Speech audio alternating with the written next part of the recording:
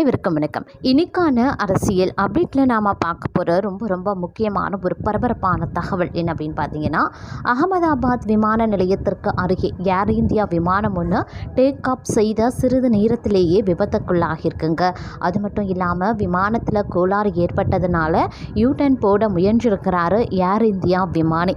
இந்த நிகழ்வில் என்ன நடந்திருக்கு, இதனுடைய பின்னணி விளைவு என்னென்ன அப்படிங்கிறத பற்றின முழு தகவலை தான் நாம் இன்னைக்கு வீடியோவில் தெரிஞ்சுக்க போகிறோம். ஸோ இந்த பதிவு உங்களுக்கு மிக பயனுள்ள விகிதத்தில் இருக்கும். வீடியோவை ஸ்கிப் பண்ணாமல் கடைசி வரைக்கும் பாருங்கள். வீடியோக்குள்ளே போகிறதுக்கு முன்னாடி இது வரைக்கும் நீங்கள் நம்ம சேனலை சப்ஸ்கிரைப் பண்ணலை அப்படின்னா உடனே சப்ஸ்கிரைப் பண்ணிக்கோங்க. அப்படியே பக்கத்தில் இருக்கக்கூடிய நோட்டிஃபிகேஷனுக்கான பெல் பட்டனையும் ப்ரெஸ் பண்ணிக்கோங்க. சரி நேர்களே, வாங்க வீடியோக்குள்ளே போகலாம். அகமதாபாத் விமான நிலையத்திற்கு அருகே ஏர் இந்தியா விமானம் ஒன்று டேக் ஆஃப் செய்த சிறிது நேரத்திலேயே விபத்துக்குள்ளாகியிருக்கு. இந்த விபத்து இன்று மதியம் நடந்திருந்த நிலையில் விமானம் விபத்துக்குள்ளாகும் முன் மேடே கால் கொடுக்கப்பட்டதால் விமானம் பெரும்பாலும் மீண்டும் தரையிறங்க திட்டமிட்டு இருக்கலாம் அப்படின்னு கூறப்படுது. விமானம் விபத்துக்கு உள்ளாகும் முன் மேடே கால் கொடுக்கப்பட்டால் அதன் அர்த்தம் விமானம் நோஸ் டைவ் ஆகவில்லை, வெடிக்கவில்லை. அதாவது விமானி சுதாரிக்கும் முன் மோசமான சம்பவம் நடக்கவில்லை. விமானத்தின் தவறை கோளாறை விமானி கண்டுபிடித்த பின்பே அவர் மேடே கால் கொடுப்பார். அதன்படியே இந்த விமானத்திலையும் விமானி கொடுத்திருக்கிறார். இதனால் மேடை கொடுத்த பின் விமானத்தை மீண்டும் அவசரமாக தரையிறக்க முயன்றிருக்கலாம், அதாவது கோ அரவுண்டு செல்ல முயன்றிருக்கலாம் அப்படின்னு சொல்லப்படுது.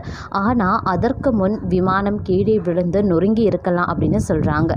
போயிங் 787-8 ட்ரீம் லைனர் ரக விமான இதில் 230 பயணிகள் மற்றும் 12 பணியாளர்கள் உள்பட 242 பேர் இருந்திருக்காங்க. விபத்து குறித்து மேலும் விவரங்கள் வெளியாகல. இந்த நிலையில் அப்பகுதியில் இருந்து வெளியான காட்சிகளில் கரும்புகை சூழ்ந்து காணப்பட்டிருக்கு. விபத்துக்கு உள்ளான விமானம் ஏர் இந்தியா 171 அப்படின்னு அடையாளம் காணப்பட்டிருக்கு. இது அகமதாபாத்தில் இருக்கக்கூடிய சர்தார் வல்லபாய் பட்டேல் சர்வதேச விமான நிலையத்தில் இருந்து லண்டனில் இருக்கக்கூடிய கேட்விக் விமான நிலையத்திற்கு மதியம் 1:10 மணிக்கு செல்லக்கூடிய விமானம் அப்படின்னு சொல்லலாம். கடல் மற்றும் விமான கேப்டன்களால் பயன்படுத்தப்படும் ஒரு முக்கிய சர்வதேச அவசர அழைப்பாக மேடே விளங்குகிறது. இது உயிருக்கு ஆபத்தான சூழ்நிலைகளை சுட்டிக்காட்டும் ஒரு சமிக்கை அப்படின்னு சொல்றாங்க. அவசர உதவி தேவைப்படும் போது இந்த சமிக்கை உடனடியாக அனுப்பப்படுது. விமானிகள் கடுமையான நெருக்கடியான சூழ்நிலைகளில் மட்டுமே இந்த மேடே அழைப்பை மேற்கொள்றாங்க. விமானத்தின் பாதுகாப்புக்கு அச்சுறுத்தல் ஏற்படும் போதும் பயணிகளின் உயிருக்கு ஆபத்து ஏற்படும் போதும் இது பயன்படுத்தப்படும். விமானம் போக்குவரத்து கட்டுப்பாட்டு மையத்திடம் அதாவது ATC உடனடியாக உதவி தேவைப்படும் போது இந்த அழைப்பு விடுக்கப்படுது. விமானங்களில் ஏற்படும் சில பிரச்சனைகளின் போது மேடே சமிக்கை பயன்படுத்தப்படுது. இயந்திர கோளாறு, தீ விபத்து, அழுத்தம் இழப்பு போன்ற கடுமையான பிரச்சனைகளின் போது இந்த சமிக்கை அனுப்பப்படுது.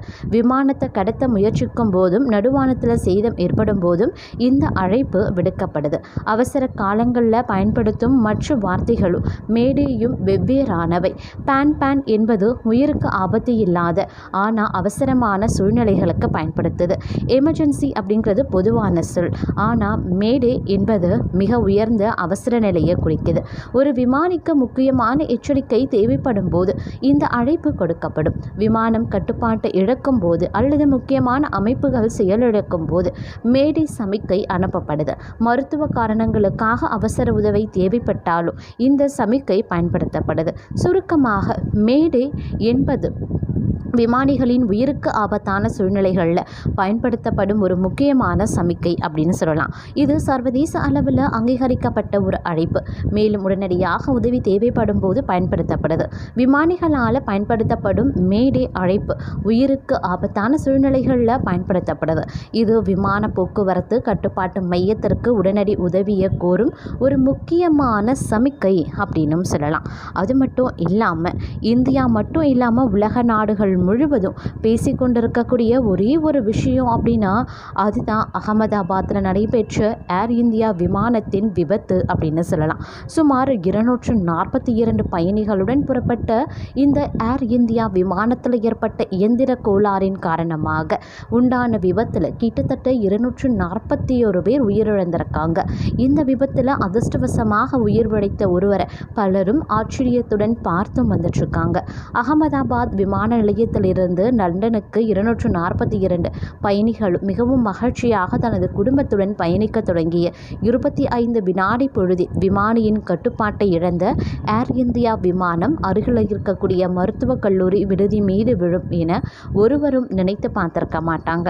அதுபோல இந்த விமான விபத்தில் கல்லூரியில் மகிழ்ச்சியாக சாப்பிட்டு கொண்டும் விளையாடி கொண்டும் இருந்த மாணவர்கள் 10 பேர் பரிதாபமாக உயிரிழந்தும் இருக்காங்க.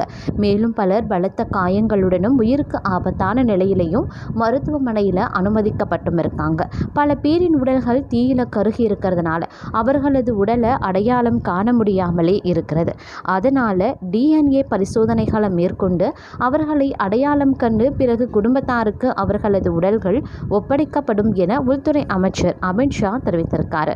மேலும் டாடா நிறுவனத்தின் சார்பாக உயிரிழந்தவர்களின் குடும்பத்திற்கு 1 கோடி ரூபாய் இழப்பீடு வழங்கப்படும் அப்படின்னும் உயிர் ஆபத்தான நிலையில் போராடி வருபவர்களுக்கு உண்டான மருத்துவ செலவுகள் அனைத்தையும் நிர்வாகமே ஏற்றுக்கொள்ளும் அப்படின்னும் விமான விபத்தில் சிக்கிய விடுதியின் கட்டிடத்தை தாங்களே சரி செய்து தருவதாகவும் டாடா நிறுவனம் உறுதி அளித்திருக்காங்க.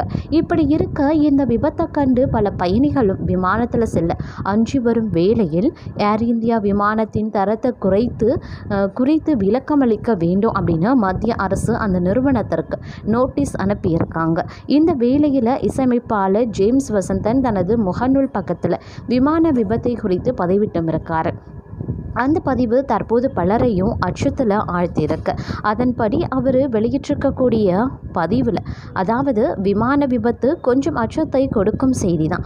ஏன்னா அந்த காலம் போல் இல்லாமல் இன்று எல்லாருமே பறக்கிற எல்லாருமே நம் விமானத்துக்கு ஒன்றும் ஆகாது என்கிற விளக்கமான மனித நம்பிக்கையில் தான் ஒவ்வொரு முறையும் பறக்கிறோம். இதற்கு பயந்து விமான பயணங்களையே தவிர்க்கிற பலரையும் நீங்கள் கேள்விப்பட்டிருப்பீங்க. நாம் காதுகளுக்கு வரவில்லை அப்படின்னாலும் அங்கும் இங்குமாக விமான விபத்துக்கள் உலகம் முழுக்க நிகழ்ந்து கொண்டுதான் இருக்கு. 2023 182 விபத்துக்களும் 2024 258 நிகழ்ந்திருக்கு.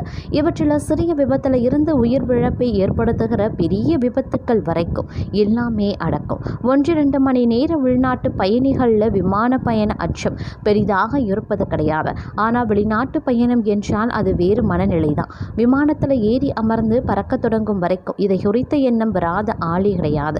எல்லாருடைய மனதிலையும் ஒரு கீற்று போல இந்த எண்ணம் வந்து போகுது.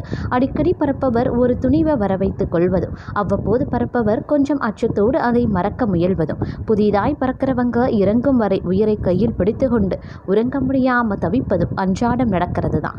உங்கள் அனுபவத்தில் நீண்ட விமான பயணத்தில் உங்கள் மன ஓட்டம் பொதுவாக எப்படி இருக்கும் அப்படிங்கிற கேள்வியையும் அவர் எழுப்பியிருக்கிறாரு அப்படின்னு சொல்லலாம்.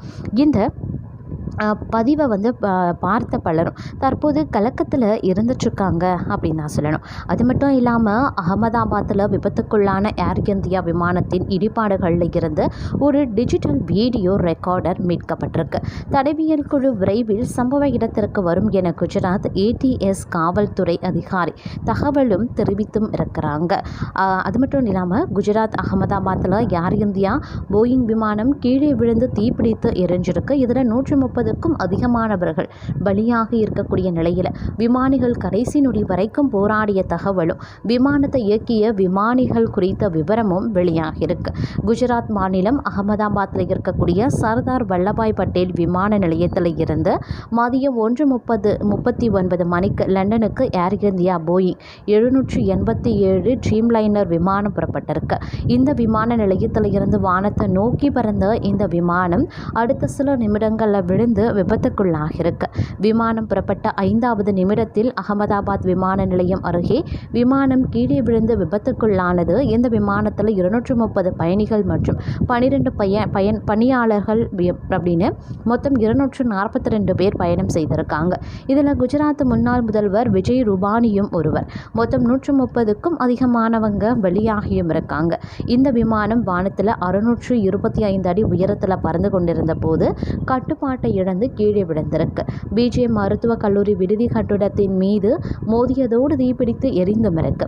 இந்த விபத்துக்கான காரணம் இன்னும் தெரியல. இதற்கிடையே விமானம் வானத்தில் பறந்து கீழே விழுந்து தீப்பிடித்த வீடியோ வெளியாகி அனைவரையும் அதிர்ச்சியடைய செய்திருக்கிறது அப்படின்னு நான் சொல்லணும். இதற்கிடையே தான் கடைசி நொடி வரை விமானிகள் விபத்தில் சிக்காம அனைத்து பயணிகளையும் காப்பாற்ற முயன்ற தகவல் வெளியாகியும் இருக்கு.